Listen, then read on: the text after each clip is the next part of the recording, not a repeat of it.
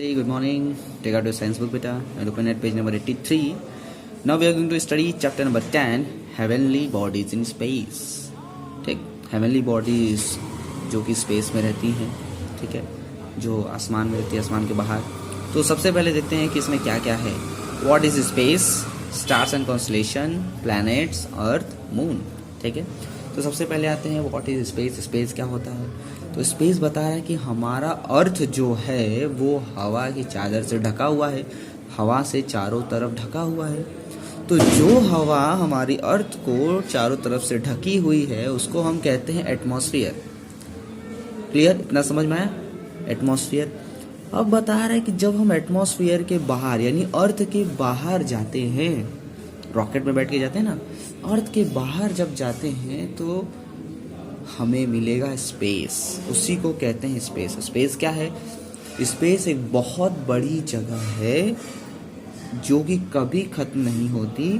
उसी जगह में हम हमारे जितने भी प्लैनेट्स हैं, सन, मून, सभी चीज़ें उसी स्पेस में तैरती हैं, उसी स्पेस में हैं. सभी स्टार्स, प्लैनेट्स, हेवनली बॉडीज, इसमें रॉक्स, मतलब बहुत बड़े पत्थर भी, माउंटेन्स वगैरह, बड़े बड़े सभी चीज़ें जो है वो स्पेस में है. स्पेस क्या है? स्पेस एक ऐसी जगह है, ठीक, बहुत बड़ी जगह है जहाँ पे सभी हेवनली बॉडीज जैसे कि आपके स्टार्स हो गए, मून हो गए, प्लैनेट्स हो गए, सभी चीज़ें रहती हैं. अब हम लोग आगे नेक्स्ट टॉपिक पे बढ़ते हैं. स्टार्स. स्टार्स देखो, स्टार्स जानते हो, तारे. तुम रात में देखोगे आसमान की तरफ तो देखोगे छोटे छोटे टिमटिमाते हुए बल्ब की तरह जलते बुझते रहेंगे, ऐसे लगता है टिम टिम टिम टिम करते हैं. तो वही क्या है? वही स्टार्स हैं, वही तारे हैं जो टिमटिमाते हैं. और वो बहुत दूर है हमसे, बहुत दूर, इसलिए हमें बहुत छोटे दिखते हैं. सन भी आपका एक स्टार है. अब सन पास में है इसीलिए हमें बड़ा दिखता है, और बाकी जो हमें छोटे छोटे टिमटिमाते हुए स्टार दिखते हैं वो बहुत दूर है हमसे. ठीक. स्टार क्या है? Stars are the heavenly bodies. वो आकाश में रहने वाली हैं, आकाश के बाहर, जो हमारे अर्थ के बाहर, वहाँ रहने वाली हैं. Which have their own light. जिनके पास उनकी खुद की रोशनी होती है, उनकी खुद की रोशनी होती है. जैसे सन के पास है ना रोशनी है, वो हमें भी देता है रोशनी अपनी, वैसे स्टार्स के पास भी अपनी खुद की रोशनी होती है. स्टार्स क्या है? Stars are big ball of burning gases. उनके अंदर गैस जो है हमेशा जलती रहती है. ठीक. बॉल की तरह है, जैसे सन है बॉल की तरह है, वैसे ही. अब ये जो गैसेस हैं, ये स्टार्स जो हैं उन गैसेस को अपनी तरफ खींच के रखता है ताकि वो कहीं और चली ना जाए. ठीक. ग्रेविटी. अब ग्रेविटी देखो क्या होता है, समझो. तुम्हारे पास बॉल है, तुम उसको अगर ऊपर फेंकोगे आसमान की तरफ तो वो नीचे आ जाती है. नीचे आ जाती है ना. कैसे नीचे आती है बताओ? अर्थ जो है, पृथ्वी, वो क्या करती है? वो खींचती हैं. जो भी चीज़ें ऊपर जाती हैं उनको खींचती हैं अपनी तरफ. तो जब तुम बॉल फेंकोगे वो नीचे आ जाएगी, या तुम छोटा सा कंकड़ भी फेंकोगे तो भी वो नीचे आ जाएगा. तो कैसे नीचे आ रहा है? तो अर्थ जो है उसको खींचती है अपनी तरफ. तो जो खिंचाव है, जो अर्थ खींच रही है, उसको बोलते हैं ग्रेविटी. उसी को बोलते हैं ग्रेविटी. उसी ग्रेविटी की वजह से हम लोग भी जमीन से जुड़े रहे हैं और आराम से चल पाते हैं. ठीक. अगर ग्रेविटी नहीं होती तो हम लोग भी उड़ने लगते ना, ऐसे उड़ने लगते हैं. ठीक. आगे देखते हैं. Each star has a definite life time. अच्छा, हर स्टार का एक लाइफ टाइम होता है, यानी कि एक समय होता है. समय के बाद एक स्टार भी बुझ जाता है, एंड हो जाता है, खत्म हो जाता है. तो सबका लाइफ टाइम है. हमारे सन का भी लाइफ टाइम है. एक समय आएगा जब ये भी बुझ जाएगा, खत्म हो जाएगा. ठीक. नेक्स्ट पेज पे आते हैं. सन इज ऑल्सो अ स्टार. सन भी एक स्टार है. बताया मैंने। वो बहुत पास है अर्थ के, इसलिए हमें बहुत बड़ा दिखता है। ये भी बता दिया। Therefore it looks so big, वही चीज़ है, इसलिए हमें बड़ा दिखता है, ब्राइट दिखता है।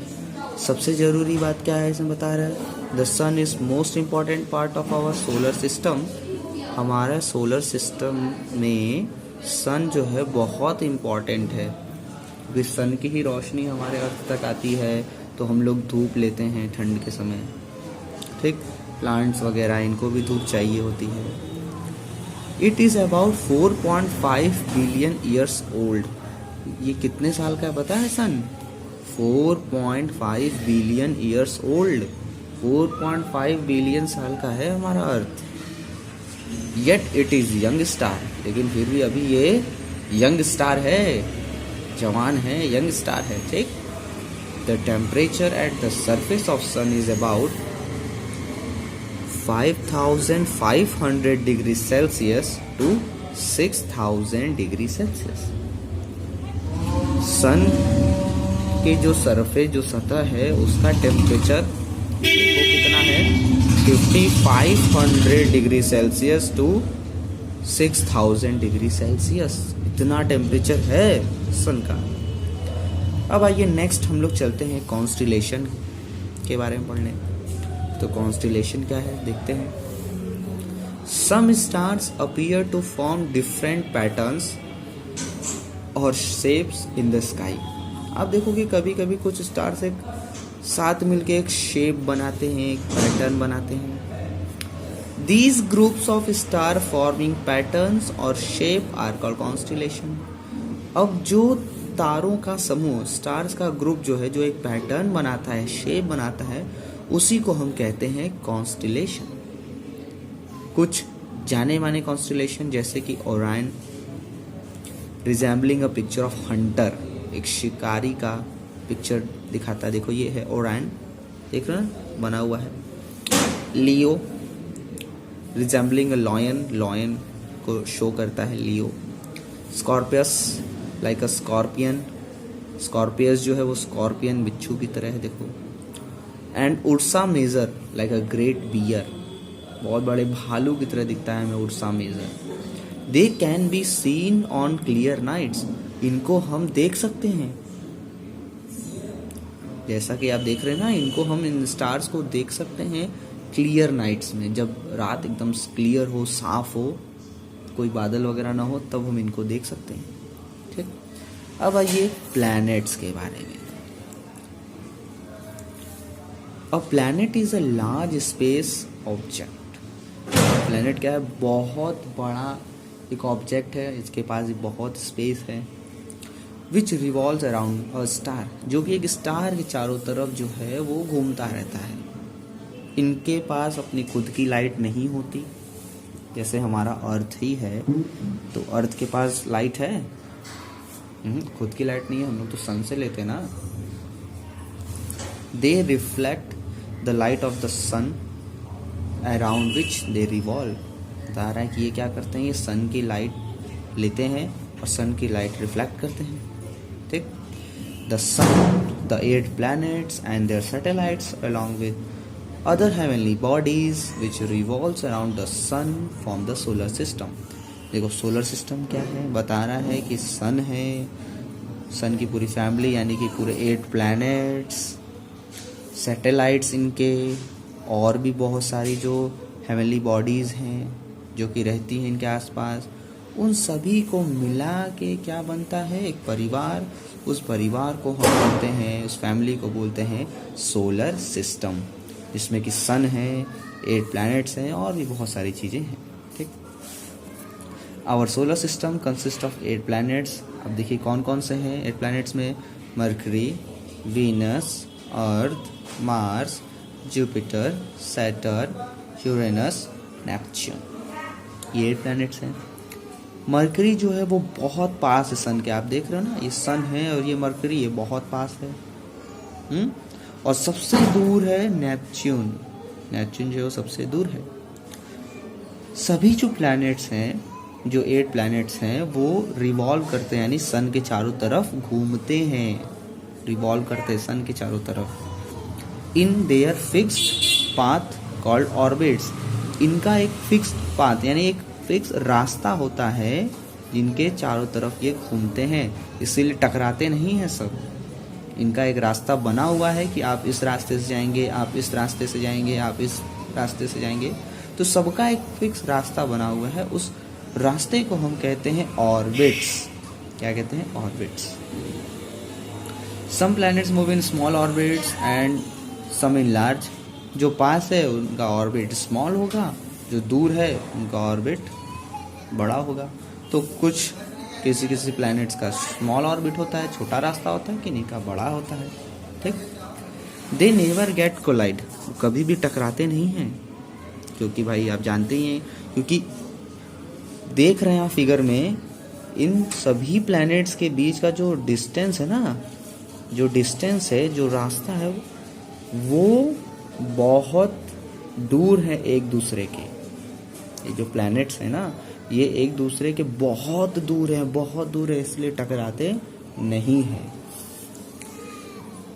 सम time ago the number of planets were 9। अच्छा, आपको ये भी बता रहा है कि कुछ समय पहले जो प्लैनेट्स हुआ करते थे वो 9 हुआ करते थे, 8 की बजाय 9 थे। Then where does it gone, तो बताइए एक कहाँ गया? पहले तो 9 थे, अब 8 हो गए, तो एक प्लैनेट कहाँ गया?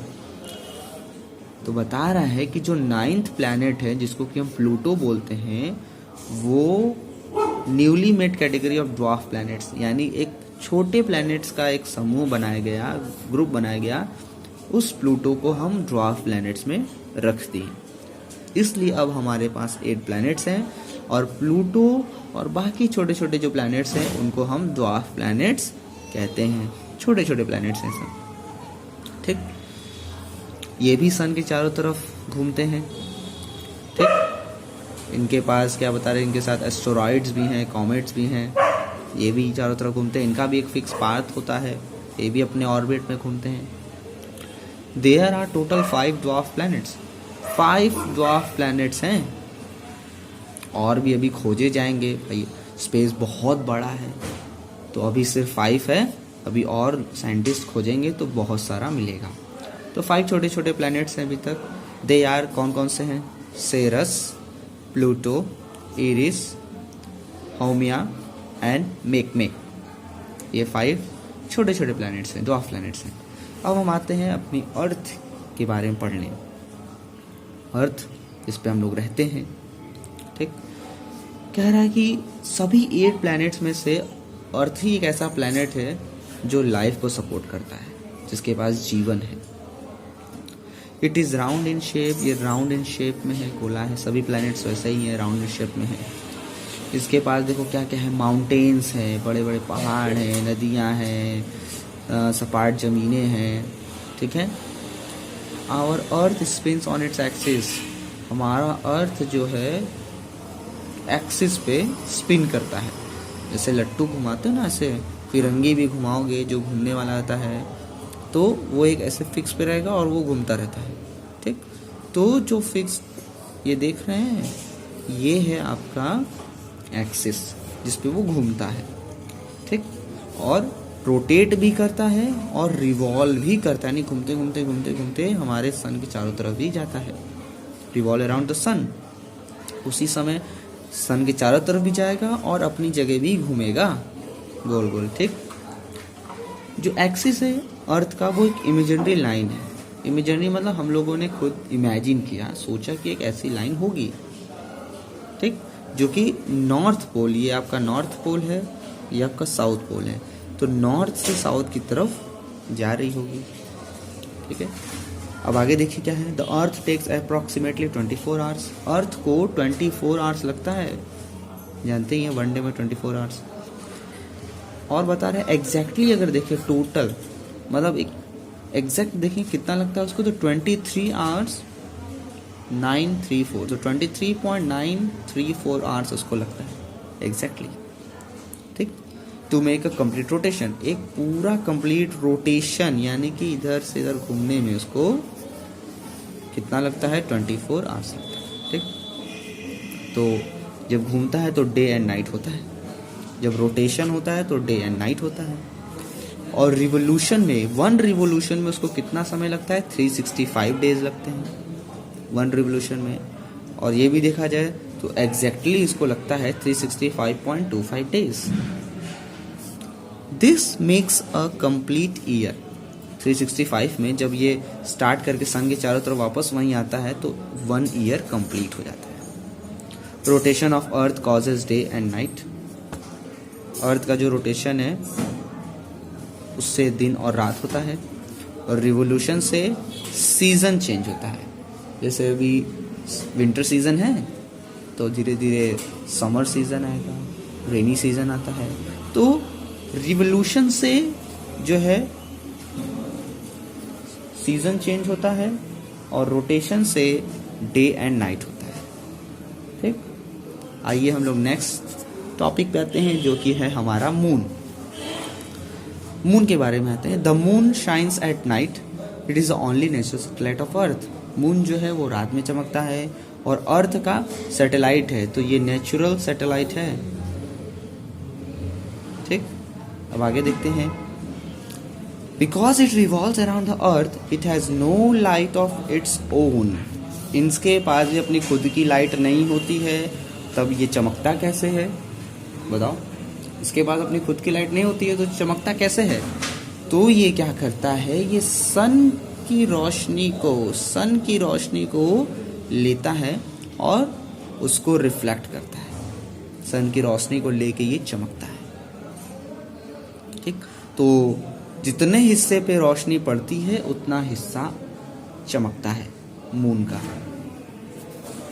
समझ रहे हो ना? देखते हो ना, मून का शेप बदलता रहता है, तो जितने हिस्से पे सन की रोशनी आती है उतना हिस्सा जो है मून का वो चमकता है। आगे देखते हैं। बता रहे मून जो है वो हमारे अर्थ के चारों तरफ रोटेट, ठीक है, अर्थ के चारों तरफ रिवॉल्व करता है और अपने भी एक्सिस पे रोटेट करता है।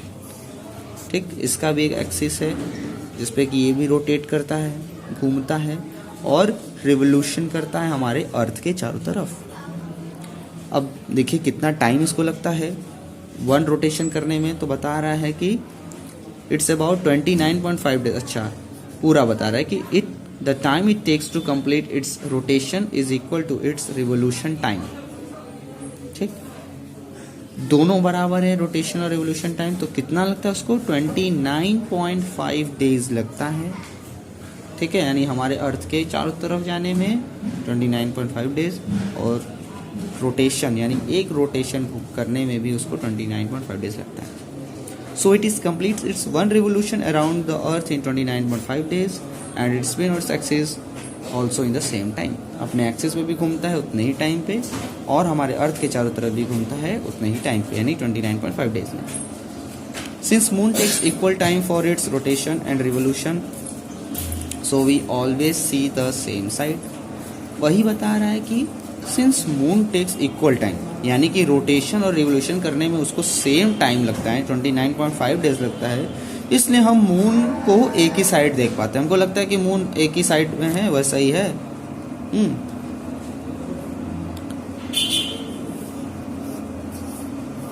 Also we see only the part of the moon that is lit by the sunlight. और हम ये भी देखते हैं कि जितना सन की रोशनी आती है उतना हिस्सा हमें दिखता है। Some nights you won't find the moon. कभी कभार देखोगे किसी रात में कि मून है ही नहीं, मून निकला ही नहीं है। ठीक, तो क्या होता है, on some night it is fully shone, और कभी कभी वो पूरी तरीके से चमकता है, पूरा एकदम गोल एकदम चमकेगा। कभी कभी दिखेगा ही नहीं, कभी कभी पूरा एकदम गोल चमकेगा। नेक्स्ट पेज पे आते हैं, देखते हैं क्या है। On some night its look partially lighted. कभी कभी वो हल्का हल्का दिखता है, जैसे आप देख रहे हो ना फिगर में, हल्का दिख रहा है, फिर धीरे धीरे और बड़ा बड़ा होते हुए फुल आ जाएगा। तो ये जो शेप बदलता रहता है ना, सन की रोशनी जितने हिस्से पे पड़ती है उतना हिस्सा चमकता है, तो इससे मून का शेप बदलता रहता है। देखो अभी देख रहे हो ना, शेप इस तरीके से, फिर थोड़ा बड़ा हुआ, फिर थोड़ा बड़ा हुआ, फिर थोड़ा बड़ा हुआ, फिर पूरा आ गया। तो जो शेप्स आते हैं डिफरेंट से, उनको बोलते हैं फेजेस ऑफ द मून। क्या बोलते हैं? Phases of the moon. When moon is in between the earth and the sun, the side that faces the earth does not get any sunlight. कह रहा है कि जब मून जो है अर्थ और सन के बीच में आ जाएगा, ठीक है, ये सन है ये अर्थ है, उनके बीच में आ गया, तो क्या होगा, the side that faces the earth, जो अर्थ की तरफ का हिस्सा है, जैसे ये हो गया आपका मून और ये है आपका सन, ठीक, और ये है अर्थ, तो इधर का जो हिस्सा है, अब देखो सन की रोशनी तो इस हिस्से पे पड़ेगी, जब इस हिस्से पे आएगी तो ये चमकेगा, इधर तो अंधेरा हो जाएगा, तो हमें दिखेगा ही नहीं ना, हमें दिखेगा ही नहीं बिल्कुल भी, तो वही बता रहा है this is then it is not visible, तो वो हमें दिखेगा नहीं। This is called new moon, तो उसको हम बोलते हैं new moon.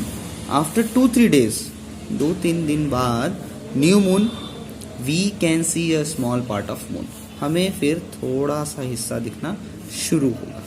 This is called crescent, इसको बोलते हैं crescent moon. Within a week so we can see half of the moon. Crescent moon के बाद उसके बाद देखोगे कुछ समय बाद, कुछ हफ्तों बाद आधा मून पूरा दिखेगा आपको, हाफ मून, ठीक, हाफ मून इस तरीके से दिख रहा है ना, आपको दिखेगा पूरा हाफ, आधा मून दिखने लगेगा। फिर कुछ और समय बाद 2 weeks बाद आपको कंप्लीट यानी पूरा चांद दिखेगा, फुल मून दिखेगा, इसको भी फुल मून कहते हैं। अब देखिए कैसे देखते हैं हम लोग, बता रहा है कि the special device we use to see these heavenly objects, यानी जो हम स्टार्स को देखते हैं, प्लैनेट्स को देखते हैं, ठीक है, उनको देखने के लिए किस डिवाइस का यूज़ किया जाता है, तो उस डिवाइस का नाम है टेलीस्कोप। टेलीस्कोप से हम स्पेस में देखते हैं, यानी अर्थ के बाहर देखते हैं। It helps us to see these far off objects clearly in the space. Telescope हमें मदद करता है कि हम आसानी से बाहर के जो ऑब्जेक्ट्स हैं उनको देख सकें और क्लियर साफ साफ देख सकें, ठीक। तो ये चैप्टर का एक्सप्लेनेशन हो गया, आपके क्वेश्चन आंसर जा चुका है, आप उसको लर्न करिए, वीडियो को देख के समझिए, लर्न करिए, ठीक है, ओके।